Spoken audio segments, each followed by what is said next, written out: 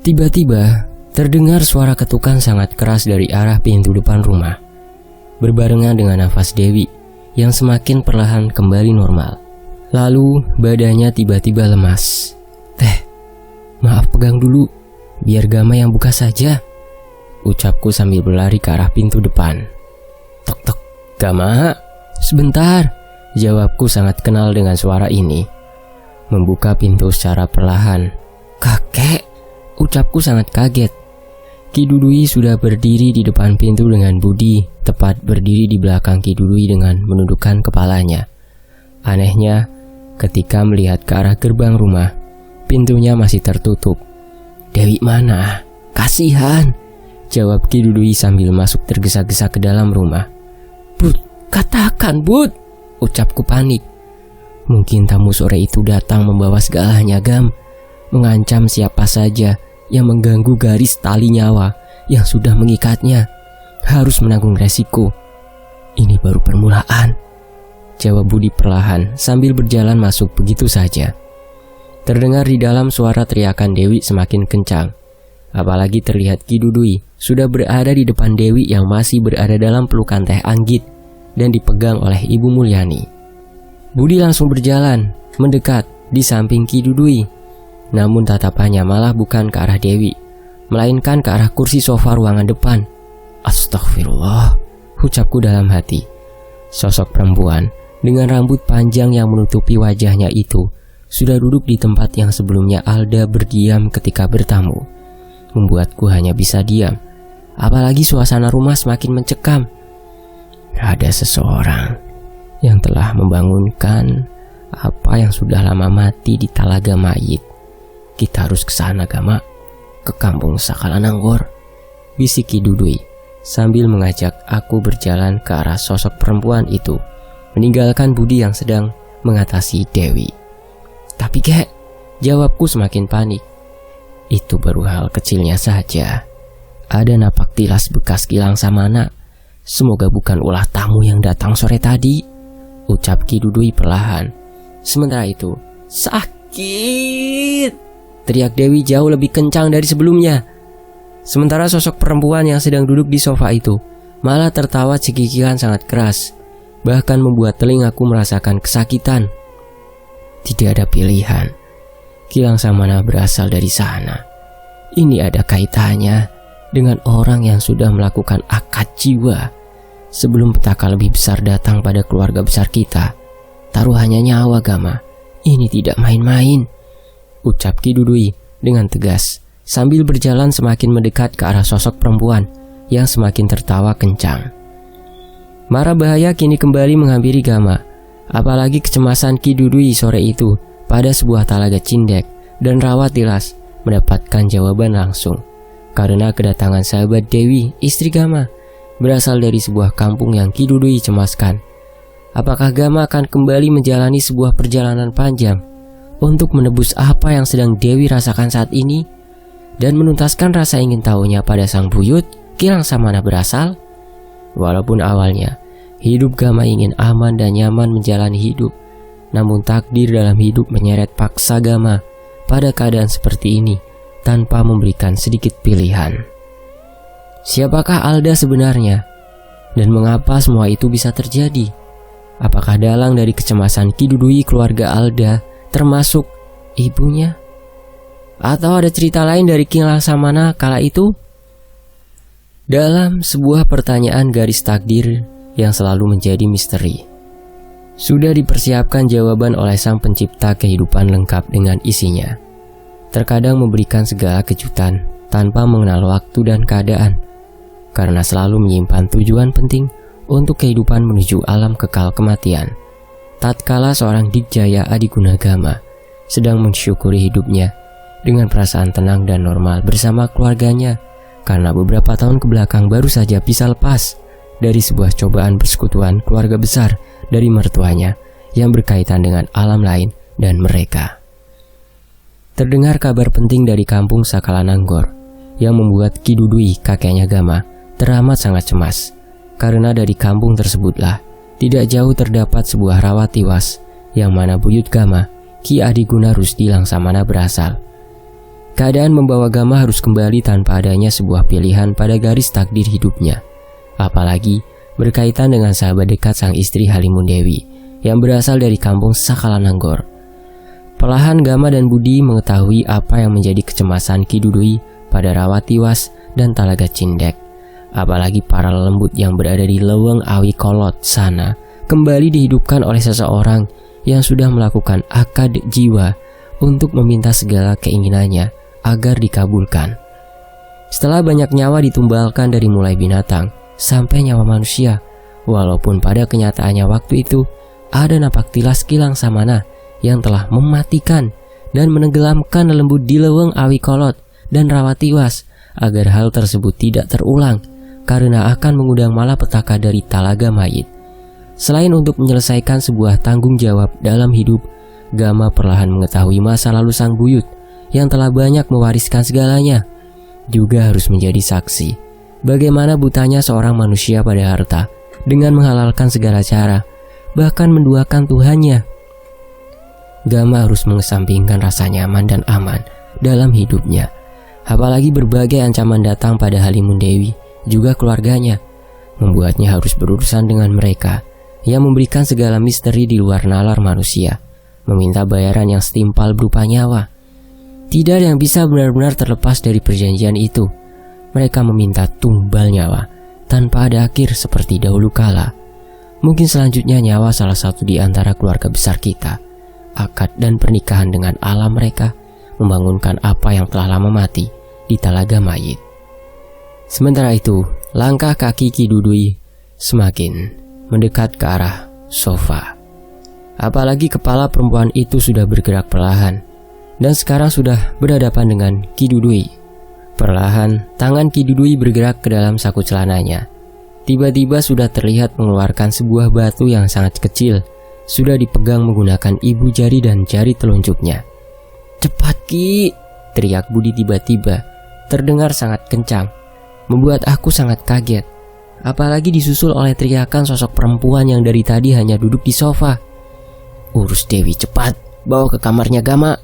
bentak Ki Dudui melihat ke arahku, sudah berdiri tepat di depan sosok perempuan yang terus saja berteriak semakin kencang, membuat gendang di dalam telingaku bisa saja pecah jika mendengar teriakan itu berkali-kali. Namun beruntungnya tidak didengar oleh Ibu Mulyani dan Teh Anggit. Dengan cepat aku berlari ke arah Teh Anggit dan Ibu Mulyani, sedang memegang tubuh Dewi sekuat mungkin, sementara Budi hanya mematung berdiri dengan keringat yang sudah mengalir membasahi wajahnya. "Pindahkan Gam," ucap Budi perlahan, mengatur nafasnya yang sudah terdengar ngos-ngosan. Dengan cepat aku memangku tubuh Dewi yang terasa lemas dengan matanya yang sudah terpejam, membuatku semakin panik, apalagi badannya terasa sangat panas sekali. Langkahku menuju kamar diikuti oleh Teh Anggit dan Ibu Mulyani. "Pelan-pelan Gam," keluh Bu Mulyani setelah membereskan selimut yang sudah berantakan sekali.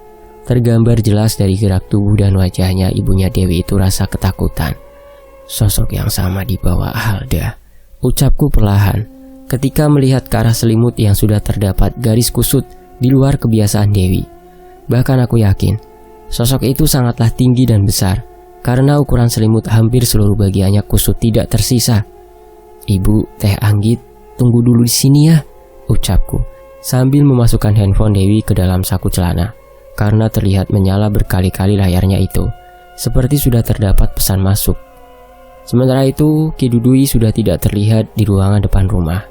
Sementara Budi hanya terdiam mematung tanpa bergerak sedikit pun. Walaupun dengan cepat aku menyadari kenapa hal itu Budi lakukan, karena melihat kucing hitam yang bahkan sudah berdiri tepat di bawah pintu dapur, tanpa bergerak sedikit pun. "Sudah Bud, tidak apa-apa," ucapku menenangkan Budi. Walaupun aku paham hal itu sejak dulu sering Budi lakukan untuk sebuah penghormatan yang diyakini itu pada garis keluarga besarku dari Ki Dudui. Budi hanya menggelengkan kepalanya saja berkali-kali tanpa melihat ke arahku, seolah memberikan jawaban yang sudah aku pahami. "Kek, bagaimana?" tanyaku sambil berusaha mengatur diriku agar tenang dalam kondisi seperti ini, apalagi malam sudah semakin larut. "Sebentar, minggir Gam," jawab Ki Dudui yang berjalan tergesa-gesa ke arah dapur. Apa gelang gengge itu, kek? Tanyaku perlahan. Tiba-tiba ingat pada sebuah benda yang teramat sangat penting, peninggalan Kilang Samana yang aku simpan di dalam lemari kamar. Ki Dudui langsung berhenti dari langkahnya yang tergesa-gesa. "Jangan, Gama, belum waktunya," jawab Ki Dudui. Aku hanya menyiapkan apa yang dikatakan Ki Dudui, termasuk wadah plastik yang harus diisi oleh air hangat dan dimasukkan handuk kecil ke dalam wadah tersebut. "Kasih ini ke Ibu Mulyani dan Teh Anggit. Masing-masing basuh mukanya, termasuk wajah Dewi, Gam. Cepat, kasihan," ucap Ki Dudui setelah memasukkan batu kecil lalu dimasukkan ke dalam saku celananya lagi. Sebuah batu yang baru pertama kali aku lihat, namun belum berani aku tanyakan tentang batu kecil itu. Aku langsung berjalan ke arah kamar diikuti oleh Ki Dudui yang baru saja memanggil dan mengajak Budi untuk duduk di kursi depan rumah, Ibu Mulyani dan Teh Anggit, dan mengelap keringat Dewi. Apalagi matanya masih belum terbuka. Namun terdengar dari suara nafasnya kembali normal dan terlihat keadaannya sedikit membaik. "Gama, Ibu tidak mau kejadian seperti dulu terulang, Gam," keluh Bu Mulyani terlihat ketakutan. "Tapi bukan sih Bu kayaknya. Benar kan, Gam?" sahut Teh Anggit. "Seharusnya bukan, Bu. Teh, pelan-pelan saja basuhkan ke wajah ibunya, lalu nanti ke Dewi ya," jawabku perlahan. "Apa karena Alda sahabat Dewi itu yang tadi bertingkah aneh, Gam?" ucap Bu Mulyani tiba-tiba sambil menatap ke arahku yang masih berdiri di samping ranjang tidur. "Gama sulit, Bu, untuk menjelaskannya. Akan tetapi, berburuk sangka itu tidak baik. Anggap saja ini musibah dan semuanya cepat kembali normal. Gama ditunggu sama kakek dan Budi di depan, agar Ibu dan Teh Anggit merasa aman tidur di kamar ini saja. Sambil jaga Dewi ya, Bu. Teh, apalagi sudah sangat larut malam. Sudah, jangan terlalu dipikirkannya," jawabku berusaha memberikan ketenangan pada ibu mertuaku dan kakaknya Dewi. Apalagi jam sudah menunjukkan pukul 3 dini hari menuju pagi. Ki Dudui dan Budi terlihat sedang menikmati rokok yang terjepit di antara jarinya itu. Dengan keringat yang hampir sama denganku, sudah terasa membanjiri seluruh bagian punggungnya. Apalagi kejadian malam ini semuanya di luar dugaanku dan harus menimpa Dewi. "Bud, maaf, ambilkan saja minum ke dalam, sambil pastikan semua kondisi, termasuk pohon belakang dan kuburan itu," ucap Ki Dudui tiba-tiba setelah menyadari kehadiranku. Tanpa menjawab, Budi langsung berdiri dan dengan cepat berjalan masuk ke dalam rumah. Dan aku memahami ucapan Ki Dudui atas kecemasan pada pohon dan kuburan anak pertama bapaknya Dewi, Pak Suganda, yang mempunyai kisah tragis yang sudah aku anggap selesai. Dan kisahnya ada di Sekutu ya. Untuk linknya ada di deskripsi. Sementara itu, Kek, Alda, tamu Dewi sore itu berasal dari kampung Sakalananggor, Kek.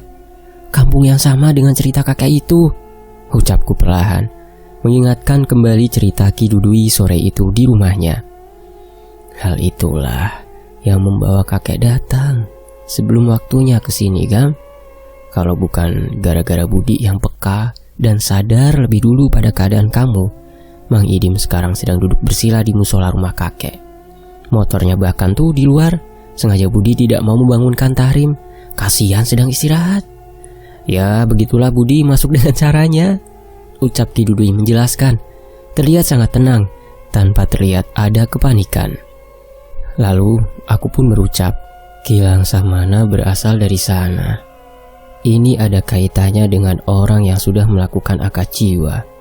Sebelum petaka lebih besar datang pada keluarga besar kita, taruhannya nyawa, Gama, ini tidak main-main. Apalagi keadaan Dewi sekarang, karena hal yang pernah kakek katakan.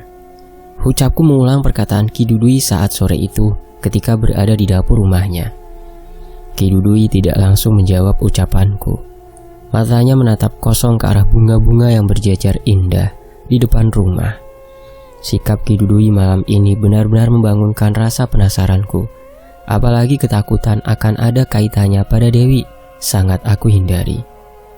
Kalau benar tamu Dewi berasal dari kampung Sakalananggor, dan siapapun telah melakukan akad jiwa. Sangat bahaya, Gam. Sosok perempuan yang tadi lelembut dari talaga mayit. Kakek seperti diajak kembali ketika zaman itu Kilang Samana bercerita ciri-ciri sosok barusan. Beruntungnya, pecahan batu mustika pemberian Kilang Samana masih kakek ingat menyimpannya di mana. Jawab Ki Dudui menjelaskan perlahan tanpa mengubah pandangan lurus matanya itu. Aku langsung berusaha mengingat benda tersebut. Walaupun baru pertama kali aku mendengar namanya dan merasa cukup. Apalagi peninggalan Kilang Samana, buyutku sendiri. Maaf, barusan Teh Anggit keluar dari kamar dan bilang kalau Bu Dewi sudah sadarkan diri. Namun kondisinya lemas. Sekarang sudah tertidur kembali, ucap Budi berdiri tepat di hadapanku. Aku hanya menganggukkan kepala saja atas apa yang dikatakan Budi. Begitu juga yang dilakukan Ki Dudui. Segera pastikan saja datang ke kampung Sakalananggor. Bila harus dan perlu sekalian ke Leweng Awi Kolot dan Talaga Cindek. Dan semoga keluarga Alda itu tidak melakukan hal yang kakek cemaskan, Gam, ucap Ki Dudui sambil mematikan rokoknya di atas asbak. Gama sebenarnya sudah tidak mau ikut campur urusan seperti ini lagi. Benar seperti kakek bilang, taruhannya nyawa, dan ini tidak main-main, ucapku perlahan, sambil menjelaskan awal kedatangan Alda ke rumah, lengkap dengan kejadian sebelumnya di meja makan. Juga gelas yang terdapat lendir, dan bahkan kejadian Mang Ade mencium bau binatang, membuat Budi dan Ki Dudui sangat kaget dengan penjelasanku. Bahkan Budi langsung melihat ke arahku yang biasanya hanya menundukkan kepalanya itu. Dengar, Gam, kamu pikir selama ini segala pertolongan yang kamu dapatkan dan kamu rasakan untuk apa dalam hidup ini? Ucap Ki Dudui dengan tegas sambil melihat ke arahku dengan tajam. Giliran aku sekarang yang tidak berani menjawab ucapan Ki Dudui dan sedikit menundukkan kepala. Untuk menolong orang lain, Gam. Ingat, Gam, jangan hanya karena nafsu mengalahkan segalanya yang selama ini sudah kamu jalani. Dewi tidak akan seperti itu.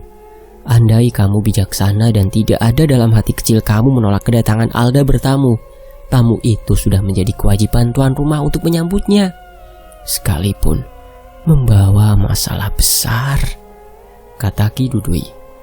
Membuat Budi hanya menganggukkan kepala berkali-kali, seolah setuju dengan ucapan Ki Dudui. Maafkan Gama, Kek, jawabku perlahan, merasa sangat bersalah. Hanya karena sebuah rasa ketakutan menimpa Dewi kembali. Kakek sama seperti kamu di usia muda. Rasa cemas pada almarhum nenek kamu, bahkan lebih. Sekarang tidak apa-apa. Buatlah diri kamu tenang. Tugas kakek hanya mengingatkan. Ingat, Gama, setan berperan di antara rasa dan hati. Segera datang ke sana. Atau masalah kecil seperti ini jika didiamkan akan perlahan menjadi besar. Menolong tidak perlu alasan apapun, ucap Ki Dudui sambil pamit pulang kepadaku dan langsung berjalan diikuti langkah Budi menuju gerbang. Setelah aku mencium punggung tangannya, Budi dengan perlahan membuka gerbang untuk Ki Dudui lewat dan menutupnya lagi dengan perlahan. Walaupun tidak cukup masuk akal, Budi bisa membuka dan mengunci kembali gembok yang menggantung di antara besi keras itu. Benar apa yang dikatakan Ki Dudui, ucapku sambil perlahan masuk dan mengunci semua pintu. Aku seperti merasakan sebuah tamparan yang keras malam ini akan kesalahan pada diriku sendiri, seolah apa yang sedang aku syukuri dan nikmati akan ketenangan dalam hidup ini salah.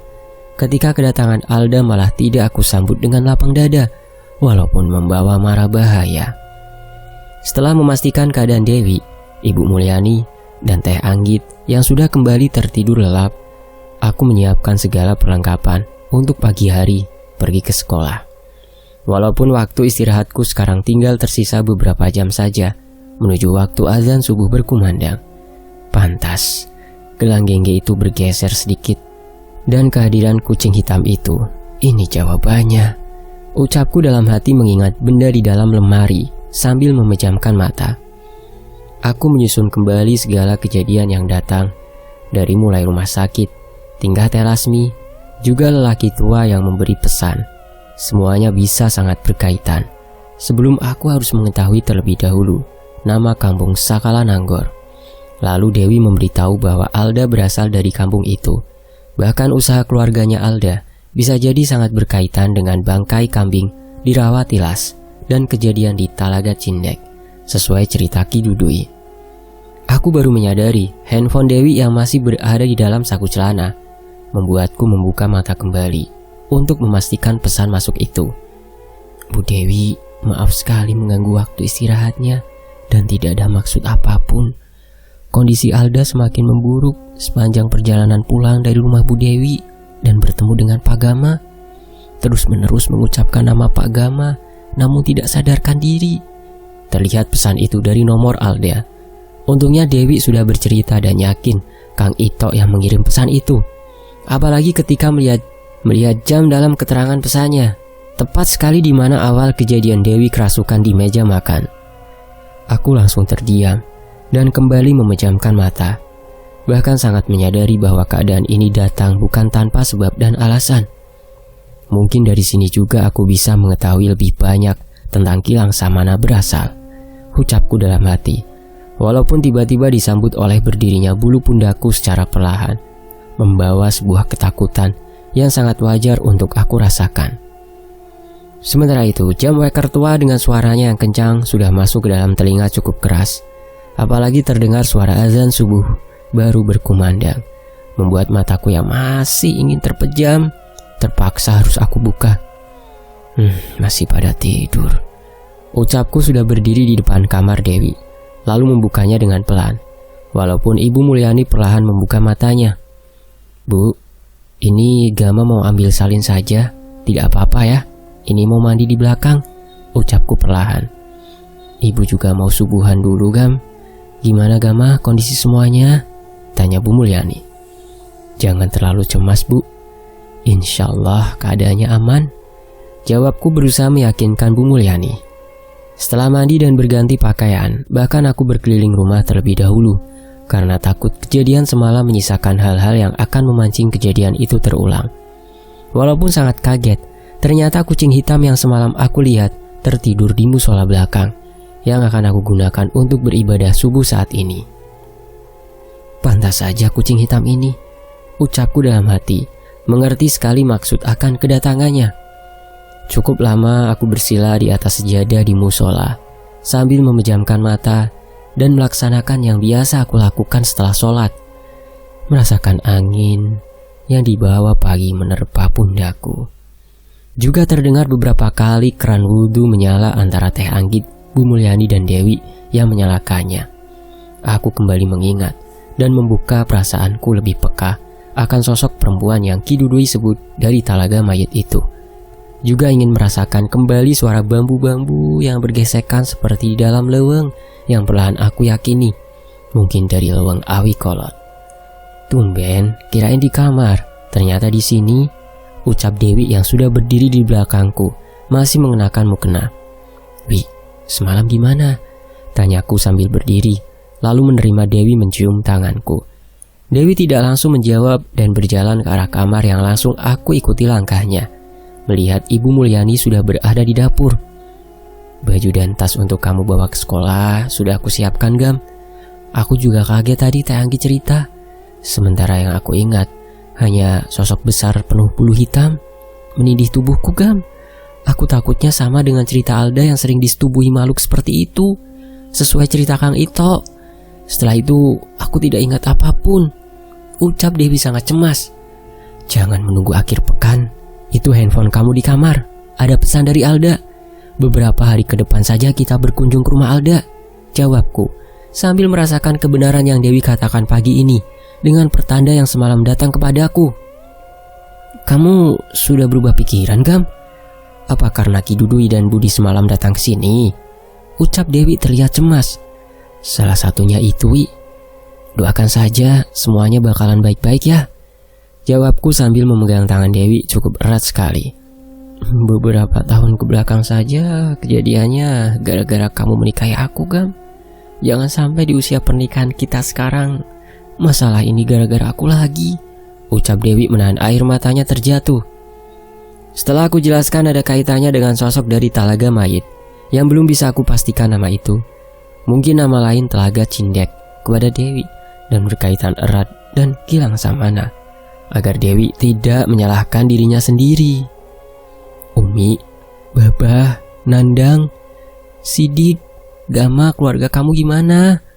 Jangan sampai cemas seperti ibu dan Teh Anggit, ucap Dewi perlahan. Sepulang dari sekolah aku datang ke rumah Umi, lalu ke toko ya. Kalau Mang Ade tidak masuk kerja hari ini, mungkin masuk angin. Yang lain bisa bantu kan? Jawabku, karena yakin Mang Ade pasti merasakan dampaknya setelah mencium bau binatang itu dari Alda. Setelah kembali meyakinkan keadaan semuanya di meja makan kepada keluarga Dewi bekas kejadian semalam, aku pamit pergi ke sekolah dengan menggunakan motor yang biasa aku pakai. Walaupun anehnya Mang Tahrim sedang bermain dengan kucing hitam sambil memberikan makan sisa sarapan pagi Mang Tahrim. Sebentar Pak, Amang buka dulu gerbangnya. Ini kucing siapa ya Pak? Kadang ada, kadang hilang di rumah ini. Aneh, ucap Mang Tahrim yang sudah melihat aku berpakaian rapi. Aku hanya memandang ke arah kucing itu sambil tersenyum, dan dalam hatiku tahu betul alasannya hadir di rumah ini. Kayaknya nanti Amang mau bilang suruh ganti gembok pagar. Rusak Pak, jawab Mang Tahrim. Ya, bilang saja sama Bu Dewi ya, jawabku walaupun tahu betul ulah budi semalam. Bersamanya awan yang mulai berganti warna dan mentari yang akan tiba, aku sudah berada di sebuah jalan yang akan membawa ke sebuah tempat di mana aku mengabdi dan mengamalkan ilmu yang selama ini aku pelajari sebagai tenaga pengajar di salah satu sekolah dasar di kecamatan ini. Beberapa siswa dan siswi seperti biasa selalu memberikan salamnya ketika berpapasan dan berbarengan denganku berjalan dari arah parkiran sekolah. Pagi Pak Gama, ucap salah seorang satu sahabat guruku di sekolah ini.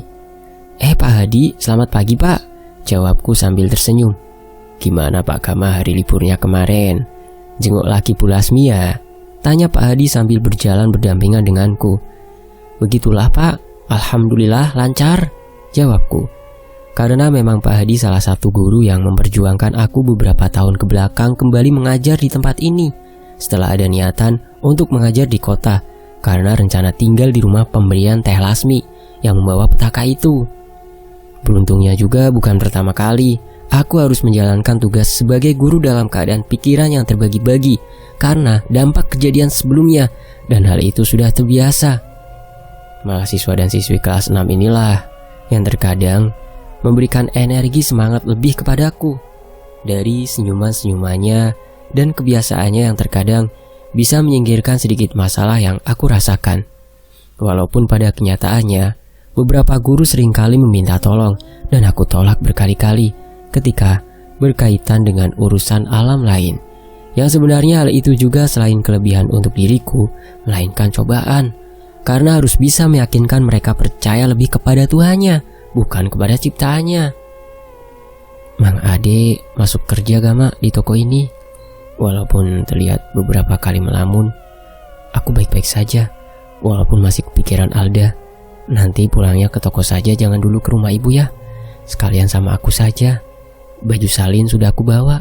Isi pesan dari Dewi masuk ke dalam handphoneku. Aku hanya membaca saja, tanpa membalas. Apalagi yakin kejadian semalam berdampak pada Mang Ade. Tinggal beberapa menit lagi, bel pertanda pulang akan segera berbunyi.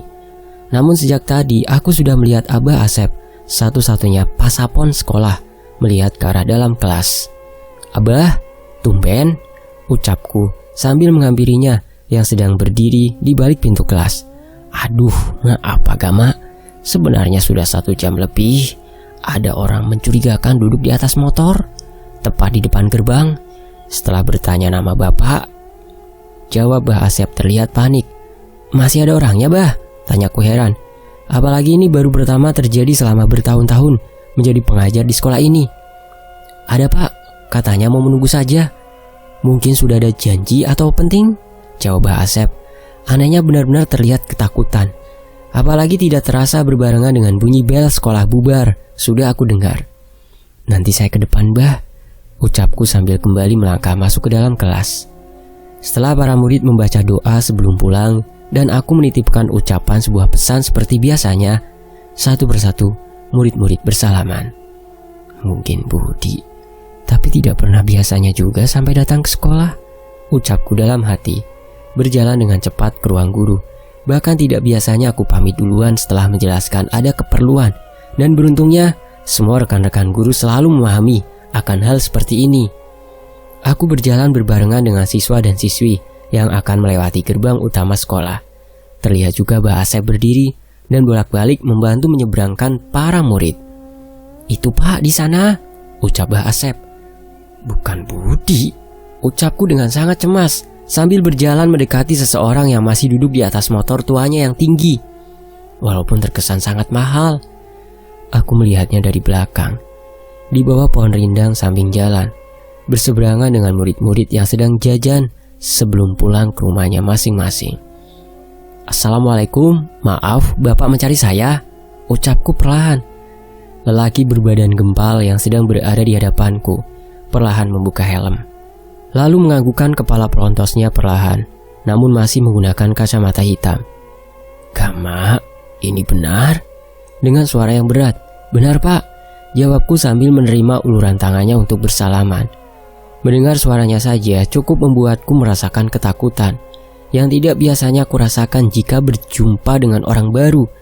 Bahkan membuat aku memperhatikan sekitar, takut terjadi hal-hal yang tidak aku inginkan siang ini. Perlahan kacamata hitam itu dibuka secara perlahan. Walaupun aku cukup kaget ketika melihat mata sebelah kanan lelaki berbadan gembal ini seperti bekas mengalami kecelakaan yang parah, sehingga terlihat hanya menggunakan satu mata untuk penglihatannya. Tidak ada hal penting apapun, hanya ingin tahu saja dari dekat. Ini ternyata, ucap lelaki yang belum aku ketahui namanya. Itu memperhatikan aku dari ujung kepala sampai ujung kaki, membuat aku dibuat aneh dengan tingkahnya. Maaf, memangnya dari mana Bapak ini dan siapa namanya? Tidak mungkin tiba-tiba mencari saya sampai menunggu lama, ucapku dengan sopan. Jangan mengurusi hal yang bukan urusan kamu. Sayang sekali masih muda ternyata, jawab lelaki berbadan gembal itu sambil kembali memakai kacamatanya, kemudian menyalakan motornya, lalu pergi begitu saja tanpa menggunakan helmnya kembali. Dari suara lelaki itu aku merasa bahwa ada yang sedang tidak baik-baik saja. Apalagi bisa mengetahui tempat di mana aku mengajar. Dan aku berpikir pasti mengetahui di mana rumah dan toko bangunan. Walaupun aku terus memandangi motor yang melaju dengan perlahan. Cepat ke toko, orang tadi berhenti lama di toko. Sudah aku ikuti Gam. Sebuah suara yang membuyarkan tatapanku. Budi, siapa orang itu Bud? Ucapku sangat kaget. Cepat pulang ke toko, aku ikuti dulu, jawab Budi perlahan, sambil langsung menarik gas motor milik Mang Idim. Jangan sampai ada kaitannya dengan Alda juga Dewi, ucapku panik mengingat terus ciri-ciri motor lelaki pelontos itu, sambil berjalan dengan cepat ke arah di mana motorku terparkir. Walaupun tidak mengerti bagaimana bisa Budi tiba-tiba mengetahui dan mempunyai kecurigaan yang sama denganku pada lelaki pelontos itu. Setelah keluar dari masjid yang tidak jauh dari lokasi toko bangunan berada, aku cukup kaget. Bahkan Budi sudah duduk di luar halaman masjid sambil mengisap rokoknya. Padahal waktu ketika Budi mengikuti motor yang aku curigai lengkap dengan orangnya itu tidak berjauhan waktunya. Tidak terkejar Gam, maaf, ucap Budi tiba-tiba sambil mematikan rokoknya. Bagaimana bisa tahu Bud sebelumnya? Jawabku semakin penasaran. Mbak Idim dan Ki Dudui lagi ada di rumah Umi kamu. Sebelumnya ke toko bangunan ada Mang Ade dan Bu Dewi. Juga dari situlah melihat orang barusan. Aku ikuti karena disuruh Mbak Idim. Apalagi Mbak Idim semalam pulang dari rumah Ki Dudui, merasa bahwa masalah tamunya Dewi itu tidak serta-merta datang pada kamu tanpa sebab dan alasan, ucap Budi menjelaskan. Hal yang sama barusan aku merasakannya juga lelaki pelontos itu Bud, jawabku sambil merasakan kecemasan yang aku yakini sama sedang dirasakan Mang Idim dan Ki Dudui di rumah Umi. Apalagi sudah cukup lama juga tidak berkunjung ke rumah Umi Esi. Cepat ke toko, kasihan Mang Ade. Sore ini Ki Dudui dan Mang Idim menunggu kamu di rumah Umi. Sekarang aku ke rumah Umi duluan ya, ucap Budi perlahan. Walaupun selalu sambil menunduk ketika berbicara denganku. Aku dan Budi keluar halaman masjid dengan masing-masing berlawanan arah. Apalagi, aku harus cepat sampai toko. Terlihat dari kejauhan Mang Ade sedang melayani beberapa orang yang sedang berbelanja. Begitu juga dengan pekerja lainnya. Dewi langsung berjalan ke arahku. "Mang Ade, Gam," ucap Dewi cemas. "Toko bisa ditinggalkan. Kita ke rumah Umi, sudah ada Ki Dudui dan Mang Idim, juga Budi. Sana, kamu siap-siap, Wi. Penting," jawabku dengan tergesa-gesa. Segera aku menjumpai Mang Ade dengan wajah yang sangat pucat, walaupun tetap memaksakan dirinya untuk bekerja. "Nih, minum dulu, Mang. Kelihatannya capek sekali," ucapku setelah membawakan botol minum yang telah aku bacakan sebuah doa. Apalagi memang benar ada bekas dari sosok perempuan semalam yang Mang Ade cium baunya itu. "Pak, semalam Amang mimpi aneh. Tamu Bu Dewi ada dalam mimpi Amang," jawab Mang Ade sambil duduk di sebelahku. Aku hanya tersenyum saja, apalagi yakin bakalan berdampak. Beruntungnya tidak separah apa yang telah Dewi alami malam itu. Walaupun kembali aku terbayang lelaki dengan kepala plontos itu. "Pak, kan Bapak itu bisa lihat setan. Apa itu dalam mimpi saya setan ya, Pak?" ucap Mang Ade tiba-tiba. "Kalau saya bisa lihat setan, Mang Ade ya, yang takut bukan setannya, tapi saya, Mang," jawabku sambil tersenyum. Apalagi Dewi baru saja menghampiriku sambil memberikan kunci mobil. Mang Ade hanya menggaruk rambutnya saja berkali-kali. Padahal sengaja aku tidak ingin Mang Ade terbawa pikirannya akibat kejadian semalam yang menimpanya dengan serius. Tidak sesuai ucapanku barusan. Dewi langsung saja menitipkan toko kepada Mang Ade. Apalagi setelah aku memberi kode bahwa keadaan Mang Ade sudah baik-baik saja, serta menitipkan kunci motorku seperti hari-hari biasanya. "Alda lagi ya, Gam. Ini juga Alda beberapa kali telepon aku, tapi tidak aku angkat. Apalagi pesannya menyuruh aku dan kamu datang ke sana, Gam. Namun ketika aku balas, sudah tidak terkirim pesannya. Tuh lihat," ucap Dewi cemas ketika sudah berada di dalam mobil. Bahkan aku langsung menceritakan kejadian barusan di depan sekolah kepada Dewi dengan lengkap, beserta keadaan di mana Budi tiba-tiba hadir. Namun Dewi juga menambahkan bahwa memang Mang Idim dan Ki Dudui sebelum datang ke toko menitipkan pesan bahwa akan ke rumah Umi siang ini juga. Membuat aku sedikit lega ketika Dewi sudah dijenguk kembali oleh Ki Dudui. Walaupun Dewi tidak menyadari akan hal itu. "Maaf ya, Gam, gara-gara aku lagi. Kamu lagi-lagi dalam keadaan seperti ini," ucap Dewi sambil memegang tanganku yang berada di lingkaran setir kemudi mobil. Langsung saja ucapan Ki Dudui semalam menampar hatiku kembali ketika berbicara soal peranan hidup yang aku jalani sampai saat ini. "Tidak apa-apa, Wi. Kita tunggu dulu perintah Ki Dudui dan Mang Idim ya. Setelah itu kita jumpai Alda ke rumahnya, biar hitungannya seimbang, saling bersilaturahmi. Tujuan pertamanya itu," ucapku menjelaskan perlahan. Dewi terlihat sangat kaget dengan ucapanku sambil melihat ke arah depan memperhatikan jalan. "Tidak salah dengar kan aku?" ucap Dewi perlahan. "Sudah, semuanya sudah paham sejak malam tadi, Wi," jawabku sambil memikirkan kembali lelaki plontos.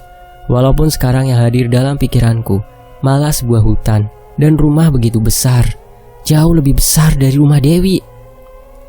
"Setahu aku, Gam, dari dulu Alda tidak mempunyai saudara. Yang kata kamu tadi datang ke sekolah, walaupun bisa masuk akal jika benar tahu dari Alda. Apalagi kaget sampai datang ke toko," ucap Dewi tiba-tiba. Membuat aku semakin curiga dan sangat penasaran apa langkah yang selanjutnya harus aku jalani sebelum datang ke kampung Sakalananggor, tempat Alda tinggal. Setelah mobil terparkir tepat di depan gerbang rumah Umi dan Baba, sudah terlihat Mang Idim, Ki Dudui, dan Budi duduk di kursi depan rumah. Dewi langsung bersalaman sambil membawa makanan untuk Umi dan langsung masuk ke dalam rumah. "Ki, tidak apa-apa," ucap Mang Idim tiba-tiba. "Tidak apa-apa, Dim.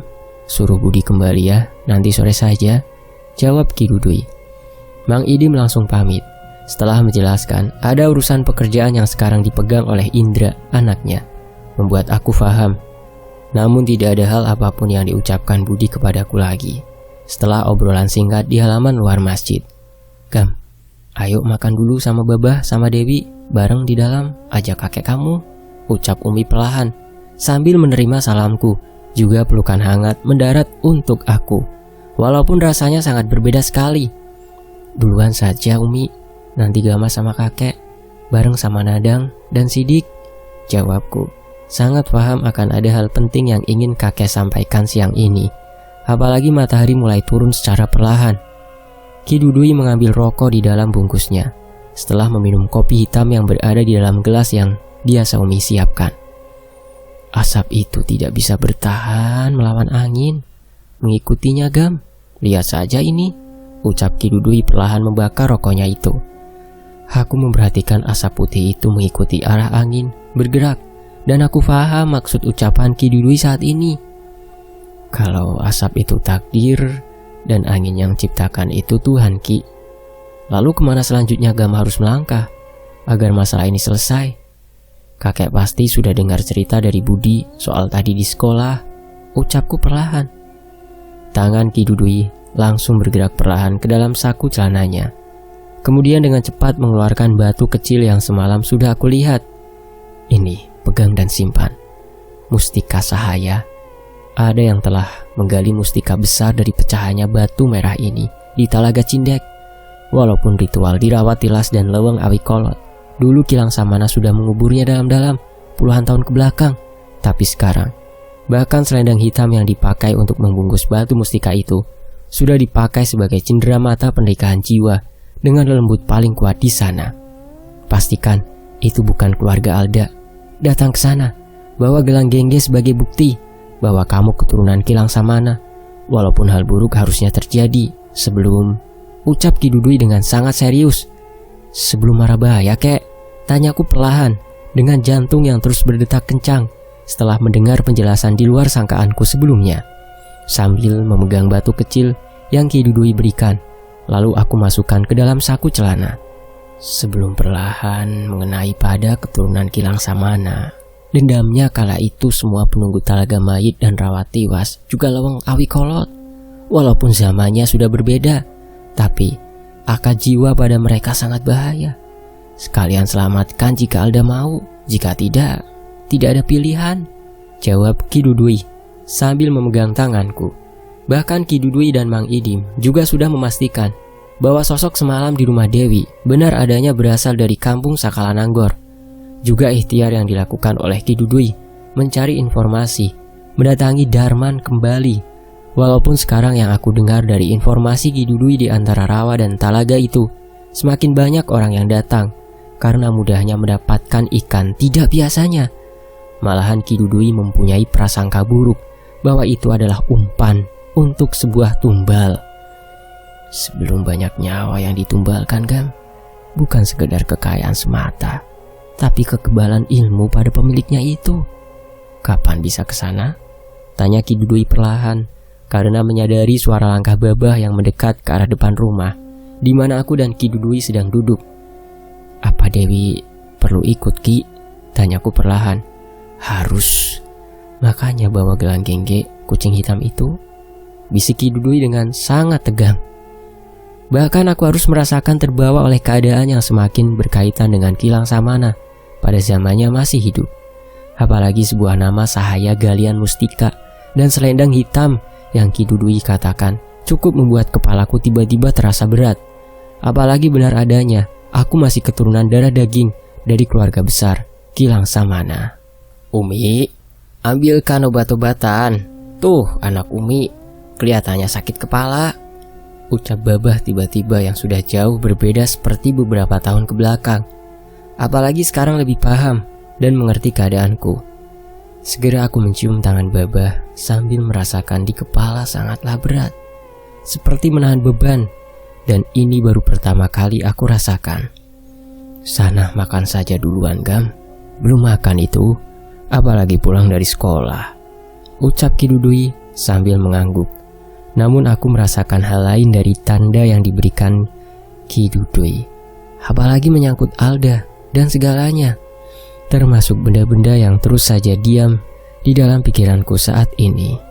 Sementara itu, berada di dalam satu meja makan bersama Umi dan Dewi, aku hanya mendengarkan saja obrolan mereka.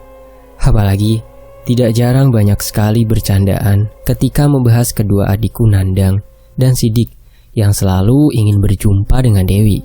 Karena sekarang segala kebutuhan sekolah mereka, Dewi yang mengatur semuanya. Namun yang aku rasakan malah lain sekali. Giliran sekarang yang badanku terasa panas. Apalagi jabatan tangan dengan lelaki pelontos itu, terus saja aku ingat bagian matanya yang mengerikan itu. Apalagi batu mustika pemberian Ki Dudui beberapa kali aku pastikan keberadaannya di dalam saku celana.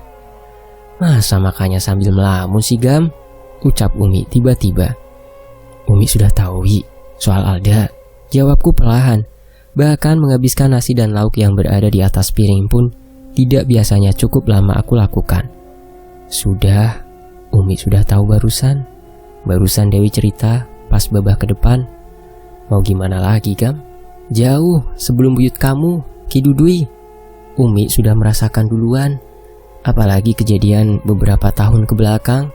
Selain musibah itu juga anugerah kepada keluarga kita. Insya Allah Dewi paham.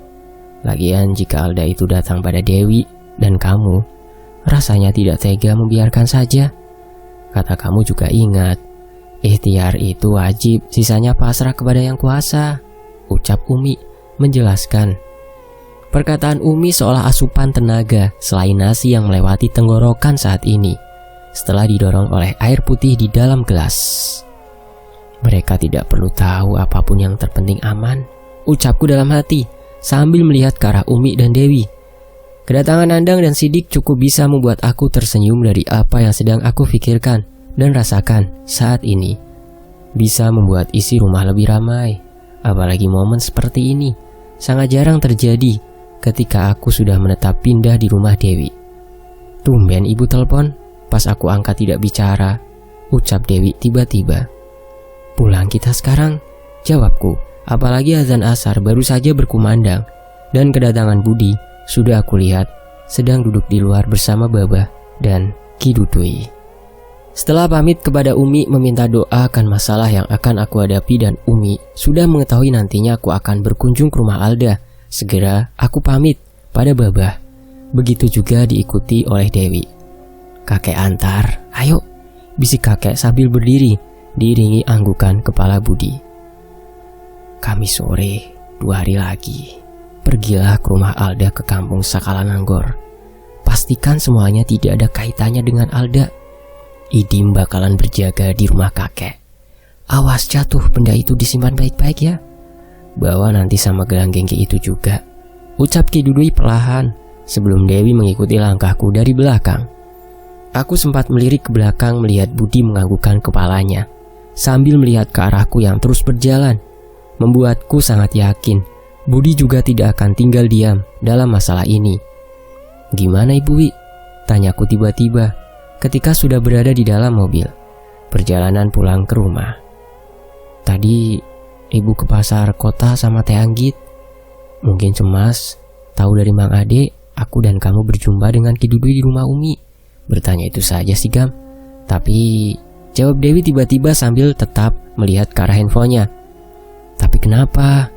Suka tiba-tiba kamu Wi. Ini kebiasaan ucapku melihat ke arah wajah Dewi yang sedang kebingungan. Masa sekarang Alda kirim pesan jangan berkunjung ke rumahnya sih? Aneh lagi ketikan pesannya. Kayak bukan suaminya Alda yang ngetik Gam. Kok bisa ya? Padahal sebelumnya beberapa jam ke belakang tidak kekirim balasan pesan aku loh, ucap Dewi menunjukkan pesan dari Alda. Dan aku juga merasakan keanehan yang Dewi katakan. Kamis sore kita berangkat ke kampung Sakalananggor ya. Abaikan saja sudah pesan itu, ucapku mempunyai perasaan lain dari kejanggalan itu. Terlihat Dewi juga berusaha memanggil nomor Alda, bahkan sampai telepon Rina, sahabat lainnya yang dekat dengan Alda, walaupun membuat Rina semakin penasaran. Beruntungnya Dewi tidak menceritakan apapun pada Rini. Rina udah coba kirim pesan, sama sekarang tidak aktif lagi. Apa kondisi Alda semakin parah ya, Gam? Ucap Dewi sangat cemas. Sementara aku tetap saja berkonsentrasi mengemudi, sambil memikirkan banyak hal. Jika nantinya kedatanganku ke kampung Sakalananggor bersama Dewi, tentunya bakal diikuti resiko yang setimpal. Apalagi aku perlahan sadari bahwa kedatanganku sebagai turunan Kilang Samana, walaupun aku sangat buta akan keberadaan kampung tersebut, namun masih ada 2 hari untuk mempersiapkan segalanya. 2 hari berjalan cukup cepat. Amalan pemberian Kidudui yang biasanya dibaca ketika bersila setelah selesai melaksanakan ibadah, kini terus saja aku bacakan dalam hati tanpa terkecuali. Dari mulai mengajar sampai segala aktivitasku di toko maupun di rumah bersama Dewi. Walaupun beberapa kali batu pemberian Kidudui membuatku cemas, yang sekarang sudah berada di dalam saku celana bersama gelang gengge. Budi belum juga memberi kabar apapun lagi, ucapku perlahan, sedang menunggu Dewi untuk mengganti pakaiannya, sambil mencari nomor telepon Mang Idim, karena berharap mendapatkan kabar terbaru dari orang yang aku curigai beberapa hari ke belakang menemui aku di sekolah itu. Ayo Gam, sudah siap aku? Ibu sama Teh Anggit sengaja tidak aku kasih tahu, takutnya nanti malah cemas, ucap Dewi keluar dari kamarnya, berjalan ke arahku duduk di sofa. Duluan sana ke mobil, Wi. Aku telepon dulu Mang Idim sebentar saja, jawabku perlahan.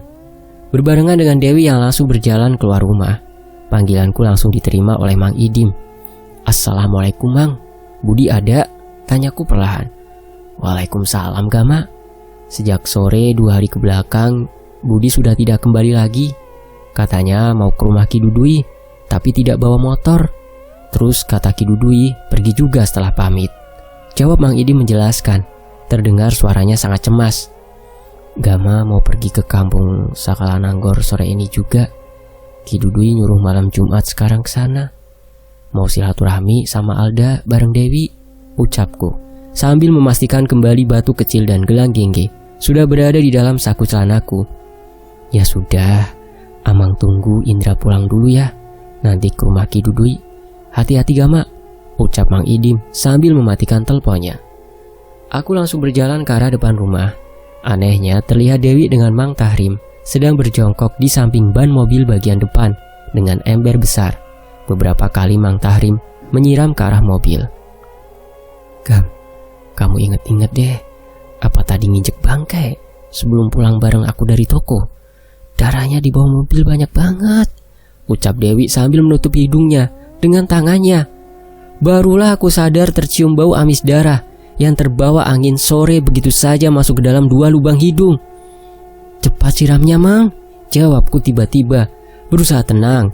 Walaupun aku yakin ini salah satu pertanda awal kepergianku ke kampung tempat Alda berada, sambil memperhatikan seluruh penjuru halaman rumah.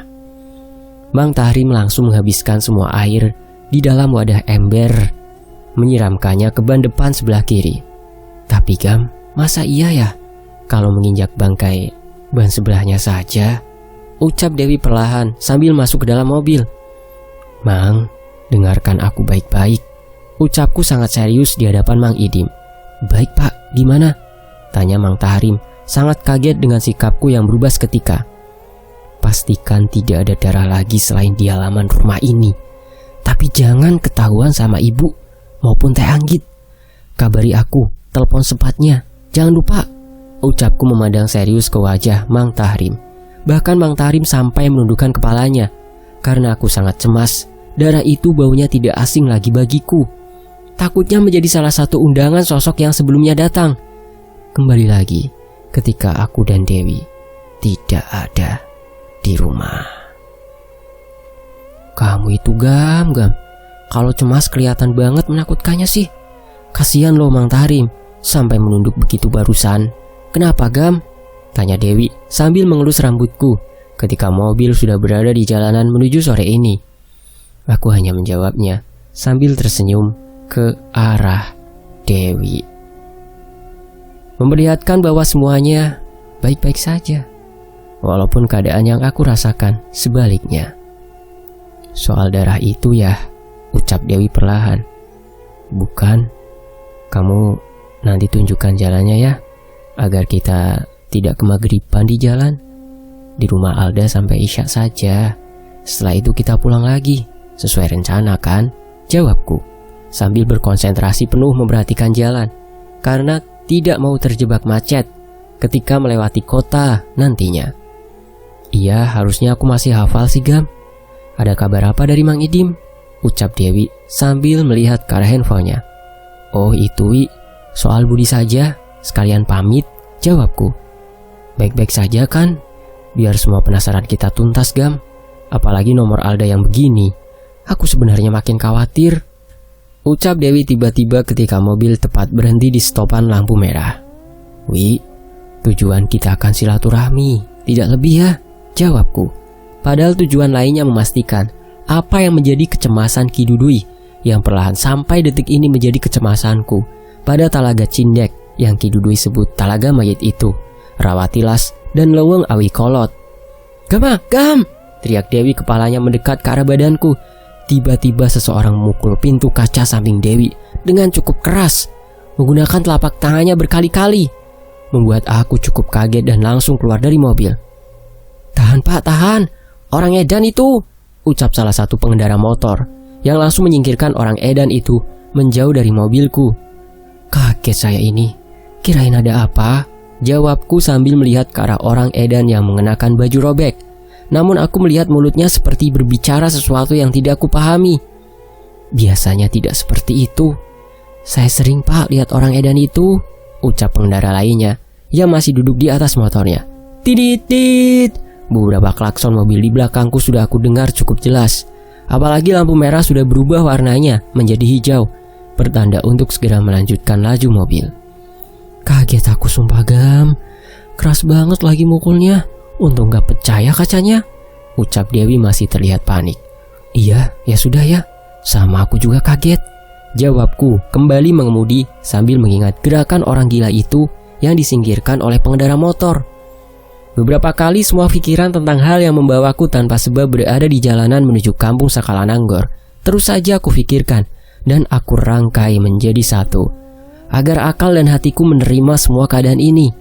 Walaupun banyak hal yang tidak masuk akal, namun aku seperti dibangunkan kembali setelah beberapa tahun ke belakang, menyelesaikan segala permasalahan yang datang. Walaupun kali ini caranya terasa sangat berbeda. Dewi beberapa kali menghubungi nomor Alda, sama sekali tidak mendapatkan jawaban. Apalagi perjalanan menuju rumah Alda tinggal setengahnya lagi. Setelah 4 ban mobil yang bergerak keluar dari jalanan utama yang beraspal mulus, kini sudah dekat. Susah, Alda tidak aktif terus ini, ucap Dewi perlahan, terlihat menyerah dan menyimpan handphone ke dalam tasnya. Mang Tahrim juga belum ada telepon, ucapku dalam hati, melihat handphone yang tergeletak begitu saja di samping aku. Sementara beberapa kali aku pastikan batu kecil di dalam saku, takutnya terjatuh. Walaupun celana yang aku gunakan sebuah jeans, mempunyai saku cukup aman. Wi, benar kan? Ini jalan menuju rumahnya. Ini sudah 2 jam kita, setengahnya lagi ya, ucapku. Di depan ada warung, aku tanya dulu ya Gam, sekalian beli air minum ya, tuh di sana, jawab Dewi, sambil menunjuk sebuah warung di pinggir jalan. Ketika Dewi keluar dari mobil, aku langsung telepon Mang Tahrim untuk memastikan keadaan rumah. Walaupun beberapa kali tanpa ada jawaban sama sekali. Begitu juga ketika aku menelpon Mang Dayat sama halnya. Padahal sinyal cukup kuat dan keadaan pulsa sangatlah cukup. Aku melihat Dewi sedang berbicara dengan seorang perempuan yang jauh lebih tua darinya. Tangannya menunjuk ke arah depan seperti memberitahu jalan. Sementara aku terus menenangkan pikiranku saat ini untuk hal kedepannya yang akan terjadi. Walaupun sadar kedatanganku tetap pada tujuan, yaitu bersilaturahmi dan memastikan semoga bukan keluarga Alda. Ucapku perlahan merasakan sebuah benda yang aku pegang berupa gelang gengge yang kali ini sudah bersamaku. Setelah kejadian bertahun-tahun ke belakang, yang akhirnya aku pahami, semua itu tentang gelang dan kucing hitamnya, juga Gilang Samana. Setelah jalan yang Dewi pastikan ternyata benar adanya sesuai yang dikatakan penjaga warung, walaupun sudah lebih dari 5 tahun ke belakang Dewi berkunjung ke rumah Alda, tidak ada jalan yang berubah sama sekali. menurut apa yang dikatakan Dewi. Nah, belok Gam, benar ini. Jauh juga ya sekarang, ucap Dewi. Banget lah Wi, ini udah 3 jam kita di jalan, jawabku. Sekarang sudah menginjak jalanan beton menuju kampung Sakalananggor. 2 hari yang lalu, kata ibu warung tadi, ada mayat yang baru saja ditemukan, katanya dari Talaga Cindegam. Dibawanya malah melalui jalan ini karena dekat dengan kampung Alda. Padahal biasanya bukan jalan ini. Orang yang pulang mancing katanya, tapi ditemukannya di rawa tilas, ucap Dewi perlahan sambil melihat ke arahku. Aku langsung kaget. Apalagi nama rawa yang Dewi sebutkan persis sekali yang pernah Ki Dudui katakan. Membuatku hanya berdiam saja, sambil terus hatiku membacakan zikir dari tadi. Benar adanya, ucapku dalam hati semakin cemas. Setelah jalanan beton, kini giliran sebuah jalan yang baru pertama kali aku injak. Hanya bagian bannya saja berada di atas beton. Tengahnya batuan kerikil dan jalannya semakin sempit. Hanya ada 1 jalur. Nah, ini Gam, sebentar lagi. Aku sudah ingat, ucap Dewi sambil memperhatikan sekitar. Apalagi hari sudah cukup sore. Dengan awan berwarna kekuningan, mulai aku lihat. Sambil berusaha lebih berkonsentrasi mengemudi, aku sudah melihat dari spion, samping, dan tengah mobil. Ada motor di belakangku. Namun yang cukup membuatku cemas, motor itu sama persis yang digunakan lelaki pelontos ketika menemui aku di sekolah dan bertingkah aneh. Gam, kenapa sih lihat spion terus? Tanya Dewi tiba-tiba. Kayak motor yang pernah mendatangi aku ke sekolah Wi tempo hari. Tapi yang pakai beda orangnya, jawabku dengan tegang. Ah, kamu ini Gam, kadang kalau cemas berlebihan. Banyak kali motor tua begitu yang punya. Udah, sebentar lagi sampai ini, jawab Dewi mencoba menenangkan aku sambil mengelus lenganku berkali-kali. Walaupun ucapan Dewi langsung dibenarkan, motor itu berbelok ke salah satu jalan. Sebelum rumah-rumah warga kampung sini sudah aku lihat. Apalagi matahari sore sudah akan berakhir dan waktu azan maghrib sudah aku dengar. Sampai Gam, sesuai waktu yang kita rencanakan, ucap Dewi sambil menunjuk salah satu jalan yang 2 kali lebih besar agar mobil segera berbelok. Padahal jalan yang aku injak belum tahu ujungnya sampai mana. Itu Wi rumahnya, ucapku kaget dengan apa yang aku lihat. Harusnya iya itu Gam, tapi dulu tidak sebesar itu sih. Benar tidak mungkin salah, jawab Dewi perlahan. Satu-satunya rumah yang mempunyai gerbang besi cukup tinggi, dikelilingi berbagai pohon yang indah dan hijau. Bahkan baru pertama kali aku melihat halaman seluas ini untuk ukuran sebuah rumah di kampung yang sangat jauh dari perkotaan.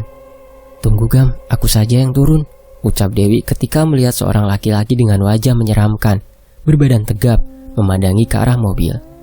Terlihat lelaki itu hanya menganggukkan kepalanya dengan sopan, memberi tanda kepada Dewi agar menunggunya. Apalagi Dewi memberikan tanda agar aku menunggu saja di dalam mobil. Jangan sampai Alda, ucapku dalam hati. Mulai tidak sabar untuk masuk dan mengetahui rumah di balik gerbang ini. Sambil terus mataku memperhatikan sekitar. Aku yakin jalan barusan ujungnya Talaga Cindek, ucapku perlahan sambil membuka jendela mobil. Terasa angin cukup kencang di waktu selesai maghrib seperti ini. Biasanya terletak di dekat talaga atau leweng. Aku juga sempatkan melihat handphone, namun sama sekali belum ada kabar dari Mang Tahrim. Walaupun aku berharap keadaan di rumah baik-baik saja sampai saat ini. Benar Gam, barusan di depan rumahnya ada Kang Ito. Ayo masuk, ucap Dewi sambil membuka pintu mobil, membuyarkan lamunanku. Serius Wi, ini rumahnya? Jawabku berusaha terlihat tenang. Iya, serius Gama. Benar ini rumah Alda. Tapi perubahannya gila banget. Bertahun-tahun tidak kesini, halaman dalamnya saja 3 kali lipat dari rumah kita loh. Bersambung. Apakah Alda telah melakukan akad jiwa? Nantikan kelanjutannya hanya di Fakta Sejarah. Terima kasih Mas Teguh Falufi @QuarTV dan tentunya teman-teman yang sudah menyimak kisah ini sejauh ini. Saya pamit ya. Wassalamualaikum warahmatullahi wabarakatuh. Demikianlah bagian kedua, akad jiwa. Bagian berikutnya tunggu ya. Nantikan hanya di Fakta Sejarah. Sampai jumpa di bagian berikutnya. Alhamdulillahirrahmanirrahim. Wassalamualaikum.